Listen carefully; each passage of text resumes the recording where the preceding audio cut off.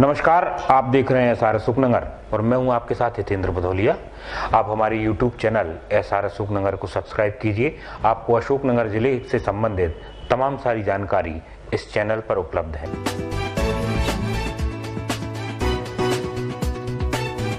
नमस्कार, आप देख रहे हैं एसआरएस सुखनगर और मैं हूं आपके साथ हितेंद्र भदौलिया। अशोकनगर शहर और जिले भर के लोगों को बड़ी उत्सुकता थी अपने नए कलेक्टर से मिलने की, उनको समझने की, जानने की। अशोकनगर जिले की 15वीं कलेक्टर और जिले की दूसरी महिला कलेक्टर डॉक्टर मंजू शर्मा आज हमारे बीच में है। अशोकनगर जिले को लेकर उनकी क्या प्राथमिकता है और अब तक का उनका सेवाकाल कैसा रहा, अपने दर्शकों से खुद उनको रूबरू कराते हैं, उन्हीं से जानते हैं कि उनका ये पूरा सफर 1986 से लेकर 2007 तक जब वो IAS बनी तब तक का कैसा रहा। और हम अपने दर्शकों को बता दें कि राज्य वित्त सेवा की महिला हैं, अधिकारी रही हैं और कई बड़े बड़े पोस्टों पर रहने के बाद प्रदेश को नाम और गौरव दिलाने वाले मिशनों में भी काम किया है, जिसमें स्वच्छ भारत मिशन और प्रधानमंत्री आवास का बड़ा अच्छा काम उनके खाते में लगा है। और हमारा सौभाग्य है कि जिन दो बड़ी योजनाओं को लेकर वो चर्चित रही, आज वो अशोकनगर जिले की प्रशासनिक मुखिया हैं। मैम, सबसे पहले आपका बहुत बहुत स्वागत अशोकनगर जिले में। धन्यवाद। अशोकनगर आने से पहले हम थोड़ा सा पहले का आपसे जानना चाह रहे हैं कि नौकरी में आने का कब से आपका रहा और किस तरह का ये पूरा आपका यात्रा रही। वित्त सेवा से बिलोंग करती हूँ प्रदेश में। 1986 में PSC से चयन हुआ मेरा। उसके बाद काफ़ी जगहों पे पदस्थापना रही। गोरखी ट्रेजरी ऑफिसर भी मैं 6 साल रही हूँ ग्वालियर में। 15 साल की नौकरी वित्त सेवा मेरी ग्वालियर की विभिन्न विभागों में रही। मैं कमीशन लैंड रिकॉर्ड किया, as a joint director finance काम किया मैंने। एक्साइज कमीशन में मैंने 5 साल काम किया। ट्रांसपोर्ट कमीशन में के यहाँ मैंने लगभग 2 साल काम किया। और उसके बाद मेरी पदस्थापना स्टेट सिविल सप्लाईज कॉरपोरेशन में as a executive director finance हुई, जिसमें मैंने 6 साल काम किया। और तत्पश्चात मैं एज ए फाइनेंशियल एडवाइज़र नगरीय प्रशासन विभाग में आई, जहाँ पर मुझे IAS अवार्ड हुआ। और उसके बाद जैसा आपने बताया कि मैंने स्वच्छ भारत मिशन और प्रधानमंत्री आवास योजना के मिशन डायरेक्टर के रूप में काम किया। इसके अलावा भी अन्य स्कीम्स में मेरा वहाँ के बारे में भी मैं जानती थी और जिसमें मेरा इन्वॉल्वमेंट रहता था। मैम, एज ए IAS लगभग सभी लोगों का एक बहुत बड़ा ड्रीम होता है जिले में काम करने का, मैदान स्तर पर ऐसे कलेक्टर। तो एक बड़ी चुनौती भी होती है और काम करके दिखाने की एक जो उत्साह अंदर होता है उसमें बहुत ज़्यादा गुंजाइश रहती है। तो कभी IAS होने के बाद ये रहा आपका कि कलेक्ट्री जो है रहेगी? बहुत तो नहीं सोचा था सच कहूँ, परंतु फिर भी चूँकि IAS में आए तो जिला कलेक्टर के रूप में कार्य करने में चुनौतीपूर्ण तो होता ही है। साथ में ये भी रहता है कि हम कुछ अच्छा यदि करना चाहते हैं जनहित में तो हम उसको एग्जीक्यूट कर सकते हैं।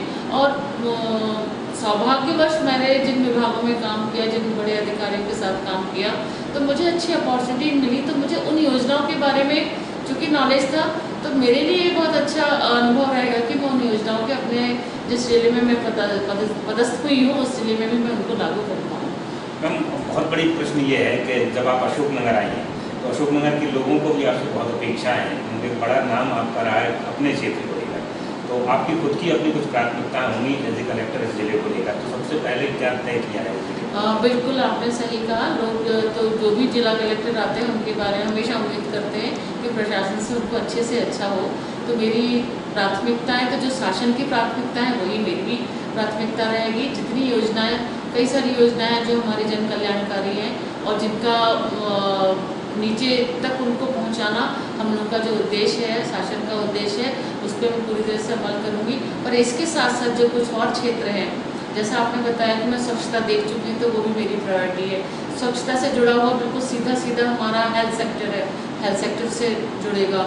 और इसी कड़ी में मैंने कल आते से ही सबसे पहला मेरा जो विजिट हुआ वो जिला अस्पताल का ही हुआ, जहाँ मैंने कई सारी चीज़ें दी, अवगत कराया, निर्देश दिए और जिस पे हम लोग अच्छा काम करेंगे। इसके बाद मेरा प्रधानमंत्री आवास योजना में चूँकि मेरा फील्ड है तो उस पर भी मैं काम करना चाहूँगी। सिविल सप्लाई से मैंने उपार्जन बहुत देखा है, तो मैं ई प्रिक्योरमेंट और आपका उपार्जन जितना हमारा भी चल रहा है वर्तमान में, उस पर भी मेरा फोकस रहेगा।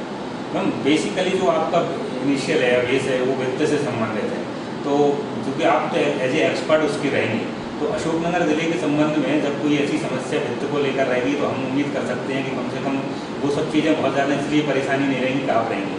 तो कुछ सोचा होगा आपने कि अगर फाइनेंशियली तौर पर कुछ ज़रूरतें रही तो कैसे? बिल्कुल, कोई भी मैंने आज ही अपने नगरीय जो CMO है हमारे, उनको निर्देश दिए हैं कि हमारे यहाँ जो सुबह का मैंने शहर का भ्रमण किया था तो मुझे ड्रेनेज सिस्टम का एक कमी लगी, तो मैंने उससे बोला है कि आप अपने उसका पूरा प्रोजेक्ट बनाएं इसमें, और पहले DPR बनाएं और फिर हम उसमें क्या क्या मदद वरिष्ठ अधिकारियों से शासन स्तर पर ले पाएंगे, तो वो लेके हम शहर को ये एक अच्छा सिस्टम देना चाहेंगे। तो मैंने DPR बनाने के लिए निर्देश किया है। दूसरा मुझे जो बताया है कि हमारा पानी ऑल्टरनेट डेज में आता है, तो उसके लिए मैं पूरा प्रयास करूँगी कि हम कोई ऐसी व्यवस्था कर दें जो सॉल्यूशंस मन में है जिनको हम अगले समय में विचार में लाएंगे। पर उसके लिए मैंने निर्देशित किया है कि हमारा जो भी हम कर सकते हैं वो करना है। रोड मुझे कई जगह ठीक नहीं लगी, वो मैंने निर्देशित किया है। तो कहीं भी किसी भी स्तर पे सोचने के लिए हमारी कोई लिमिट नहीं है, हम इतना काम करने के लिए कोई बंधन नहीं है, इतना भी हम कर सकते हैं, अच्छा सोच सकते हैं। और उसकी जो व्यवस्था होती है निश्चित रूप से जो हमारा पॉजिटिव सोच रहती है, अच्छे विचार रहते हैं, जनहित की योजनाएं रहती हैं, तो हमें ऊपर से भी मतलब मेरे बहुत प्रयास करने की भी ज़रूरत मैं समझती नहीं पड़ेगी, क्योंकि इस समय इतना अच्छा हमारा सभी स्कीम्स हैं कि हम उन्हीं स्कीमों में समाहित करते हुए अच्छे से अपने प्रोग्राम्स को रन कर पाएँ। बिल्कुल, चूँकि भोपाल में रहने का एक बहुत अच्छा फायदा ही मिलता है और आपके संबंध ही रहे हैं, तो उम्मीद कर रहे हैं कि ज़िले को बहुत लाभ उससे मिलेगा। तो एक बड़ी चीज़ पूरे प्रदेश को खासकर अशोकनगर उसमें ज़्यादा महत्वपूर्ण है, क्योंकि किसानों को जिले का जो मामला है प्रदेश सरकार और तमाम सारे अधिकारी बहुत संवेदनशील है। यहाँ भी कई सारी चीज़ों को लेकर इश्यूज खराब हुए हैं, जिनमें आपदा है और उनकी राहत को लेकर रही है, तो क्या वो एक बड़ा इशू रहेगा जिस पर आपकी फोकस रहेगी? बिल्कुल, आपने बिल्कुल ठीक समझा है। और जो भी मर्मरिंग्स हैं और जहाँ भी है, तो ये इन सारी चीज़ों को मैं फाइनेंशियल कंट्रोल पे मेरा फोकस हमेशा रहेगा, क्योंकि वो मेरा फील्ड भी है, इसमें मैं कोई कोताही नहीं होने दूँगी। सही पैसा सही जगह पे नहीं पहुँचे तो ये सबसे बड़ी गलत बात है, तो ये इस पर हम कंट्रोल करेंगे।